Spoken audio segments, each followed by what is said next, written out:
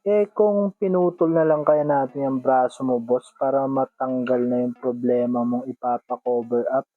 Ayan, good day mga par at ayan, for today's video mga par ay gagawa po tayo ng massive cover up. Pero bago ang lahat mga par ay sinasuggestan po natin yung mga kliyente natin para sa mga ganitong cover up.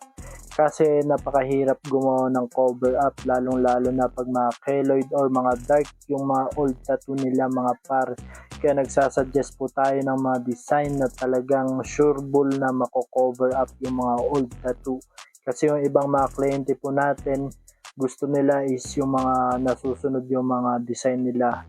Pagdating po sa cover up is hindi po talaga pwedeng ganun. Kailangan may mga suggestion din po kami mga artist para sa ikakabuti rin po ng long term ng tattoo ninyo mga sir and ma'am. At ito mga sir, ito yung napili po natin na ipang cover up natin. Medyo napakahirap nitong gagawin natin kasi sobrang light lang yung design pero sinuggest po natin kay bossing natin na kung pwede gawin natin yung diskarte natin cover up para mas ma-cover up po natin yung old tattoo niya kasi yung old tattoo niya is may keloid na part kaya napakahirap gawin tong project ngayong araw kasi talagang sasakit ulo ko dito at kita nyo naman kung saan tatama yung nguso ng oso dito mga sir.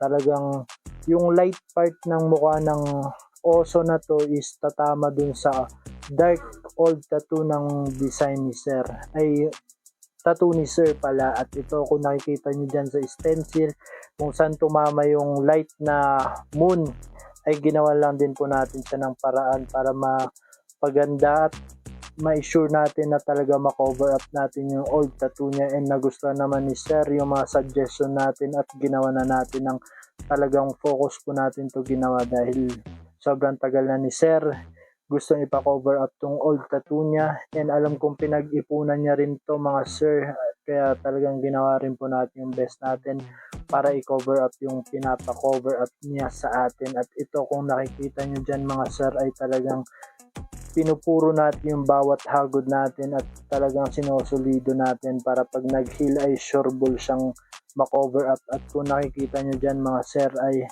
talagang natamaan yung pinaka-light na part ng design. At ang discarding ginawa po natin dyan ay nagtimpla po tayo ng medium tone para matamaan yung mga old tattoo and pinatungan din po natin yan ng light para hindi naman pure na puro lang medium or dark tone yung gagawin natin. Kaya hinaluan po natin yan ng mga light para may mga konting transition po sa ibang details. At kung nakikita nyo dyan mga sir ay napakatibay talaga nitong si bossing natin.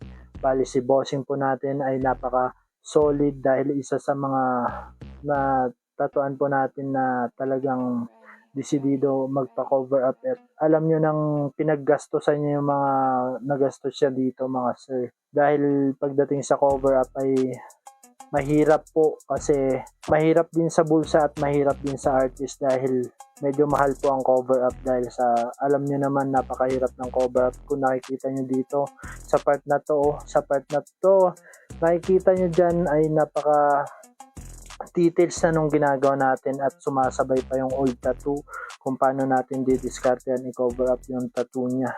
And shoutout nga pala sa nag-recommend sa akin kay bossing, napaka solid nito dahil ni-recommend niya sa atin tong best friend niya, kabsat niya para ipa-cover up yung old tattoo niya. At sobrang big shoutout sa inyo dahil dyan may napag-usapan din kami ng ating bossing na nag-recommend sa kanya na magpapa-cover up din siya sa atin at dahil nagustuhan niya tong ginawa po nating cover up. At sa mga gusto rin po magpa-cover up, willing to mag-suggest din po ako ng mga design na pwede sa mga old tattoo nyo dahil hindi naman po pwedeng masunod yung mga gusto nyo ipa-cover up kasi dahil kahit sinong tattoo artist mga boss ay kailangan mag-suggest po talaga yung ikaka-sureable ng tattoo cover up ng design nyo mga sir. At ito mga sir, malapit na tayo sa part na yan dahil sumakit na yung part ko sa nguso, sa bandang nguso ng kino-cover up natin.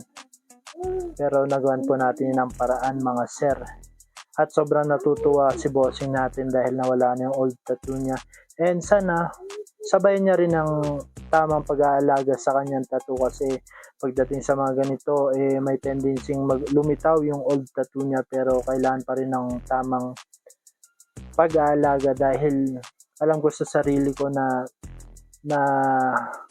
gawa ko to ng maayos dahil sinolid po natin lahat yan at kung nakikita nyo naman po dyan ay nawala na po yung old tattoo niya mga sir ma'am at kung gusto niyo rin po magpagawa ng mga ganitong design mga cover up basta willing na mag-budget lang po kayo ay gagawin po natin yung paraan para ma-cover up yung mga old tattoo na gusto niyo ipa-cover up mga sir ma'am at ito mga sir malapit na tayo matapos dyan at kung nakikita nyo dyan nag-highlights na po tayo. Bali itong highlights, ang gamit po ng highlights na to mga sir para lumitaw pa yung ibang mga details at pwede pa tayong gumawa ng mga ibang details. At bali ito ang natapos namin sa loob ng 8 hours to 9 hours I think.